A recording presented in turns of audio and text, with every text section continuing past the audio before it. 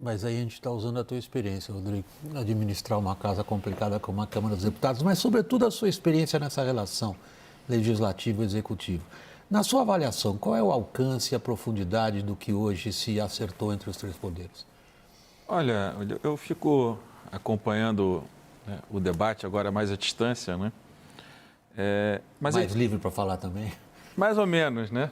Mas a gente tem que voltar um pouquinho no tempo, porque num passado não muito distante, governos Fernando Henrique e Lula, que eu participei como deputado, num determinado período, medida provisória não tinha prazo. O Congresso não votava veto e o orçamento era instrumento de chantagem do Executivo sobre o Legislativo, né?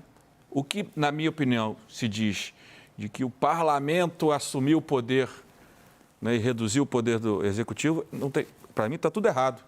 Para mim nós passamos a ter, né, um equilíbrio na nossa democracia.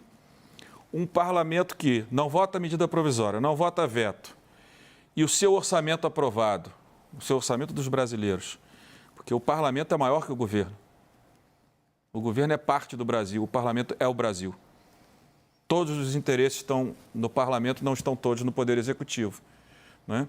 Nós trabalhamos a oposição ao autoritarismo do governo passado, quando eu presidi a Câmara, com a oposição do parlamento, no parlamento contra o governo.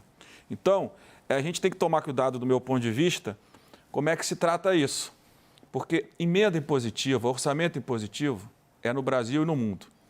Emenda de parlamentar é no Brasil e nos Estados Unidos, que também é presidencialista por coincidência. Porque, por óbvio, nos regimes parlamentaristas, quem faz o orçamento é o próprio parlamentar.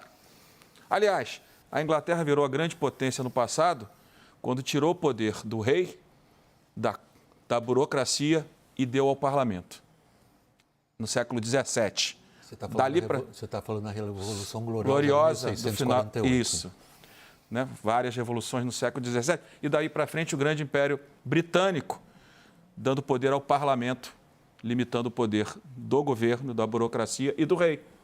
Então, eu acho que da forma como se tratou nas últimas semanas o parlamento, eu fico pensando, nós queremos então um governo autoritário. Eu já vi burocrata dizendo essas coisas que eu digo a vocês, eu já vi burocrata dizendo que é o correto, que o orçamento é autorizativo. Absurdo ter que votar veto.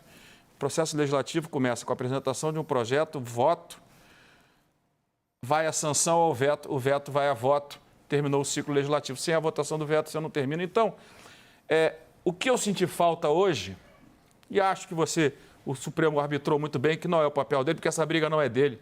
Eu disse semana passada para alguns parlamentares, essa briga não é do Judiciário. O Judiciário foi chamado, né, por uma ação a tomar uma decisão, que é o papel dele. E, aliás, como a política gosta de fortalecer o Judiciário, né? Todo conflito você perde e judicializa. Ninguém respeita a derrota. A oposição nunca respeitou a derrota e o governo também não respeita a derrota.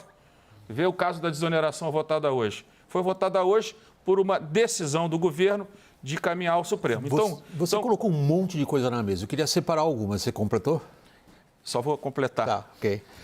Eu senti falta nesse debate do futuro.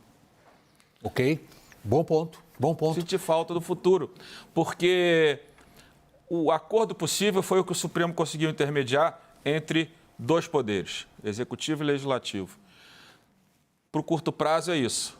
Eu não vi ninguém falando qualidade do gasto, metas não cumpridas para os programas. Nós vamos a isso. Eu senti falta da gente estar discutindo uma nova lei de finanças públicas. Ninguém escreveu, o Congresso e o governo. Aliás, o presidente Lula dizia que o RP9 era um instrumento de corrupção do Bolsonaro. E acho que ele tinha alguma razão, ou pelo menos de desvio de dinheiro público. Por não iniciar o RP9 é a emenda do relator. A emenda do relator. E o governo até hoje não apresentou nenhuma proposta sobre o que é uma lei de finanças públicas, o que ele pensa sobre uma lei de finanças públicas no Brasil. Poucos apresentaram.